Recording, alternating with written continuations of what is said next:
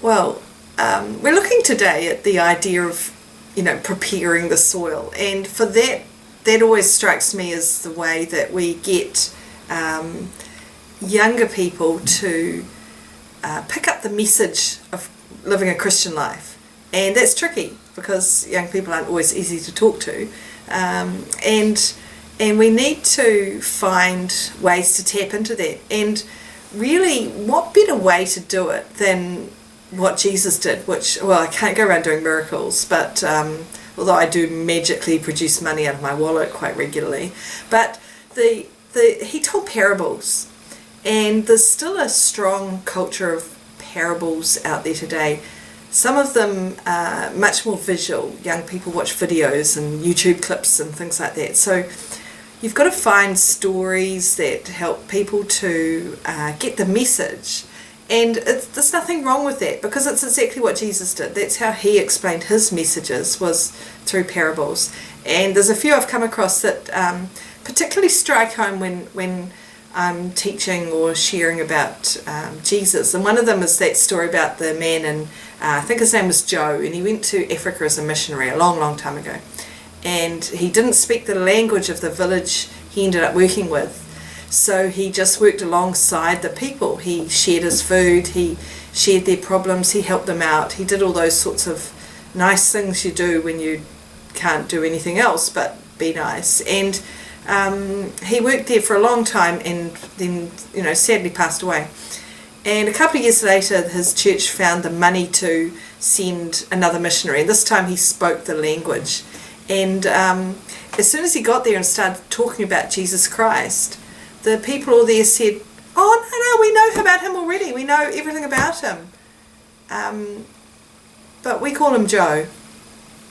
And it was a really poignant lesson that it's the way you behave that gets the message across. And so I think those of us who already call ourselves Christians have to take a good hard look at, are we actually behaving as Christians and living that life that calls us to be good witness and help others to grow. Another story that really always catches my students' attention is the story of a missionary who was working in Africa, and he was a doctor, and as he tells the story was every 2 weeks he would ride a bicycle from his little village area into the city to get supplies. It would be a 2-day trip. He'd camp on the way, get into town, get the supplies, camp on the way back, and go home, back to the village.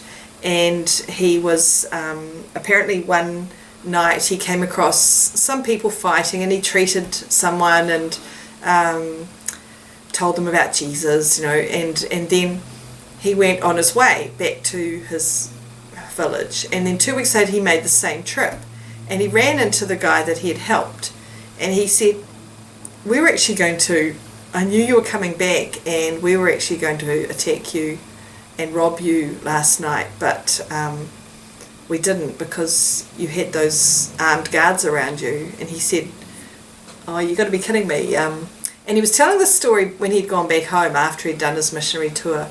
And it was about a month later, I think, when he was home. Anyway, the young man said, yeah, you had all those guards surrounding your whole campsite. And we went we did there were 5 of us, we went right around the edge, and there were 26 guards, and so we didn't touch you.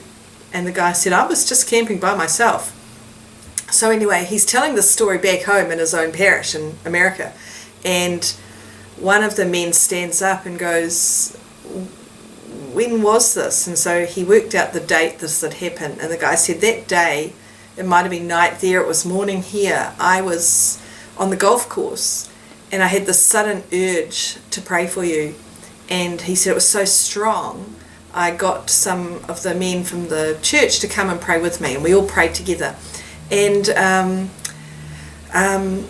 he said, "Those are here, they're here today. Stand up, everyone who prayed with me." And they stood up, and the missionary counted them, and there were 26.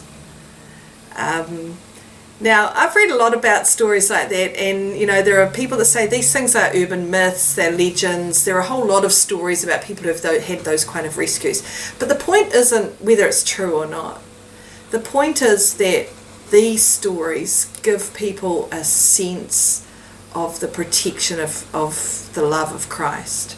And it's not telling stories or lies to share parables. What did Jesus do? There was once a man who was walking down the road, there was once a shepherd, there was once a man with a whole lot of servants. He told stories like that all the time. And there were stories that people could relate to. So I think it's really important that we hold on to stories that young people can relate to today and share them and tell them and wow them. And you don't have to say this was a true story, because it might not be. But you say there was once a man, or let me tell you about, and give people that sense of awe and wonder that might be missing, because the only awe they get is from, whoa, let's watch this fake car crash on YouTube, or let's watch someone do a really cool skateboard move. Why not have, wow, let's find out what else Jesus can do in our lives. And I think if we're preparing soil and preparing to plant seeds of love and joy and kindness, then using stories that make someone go, wow, is the key. I've just had the ICP missionaries at my school, and they share their testimonies, they share personal stories, and it was tough. They were sharing in not their own languages, not their first languages, and they shared personal things that really spoke from the heart, and my students loved it. They really appreciated that honesty.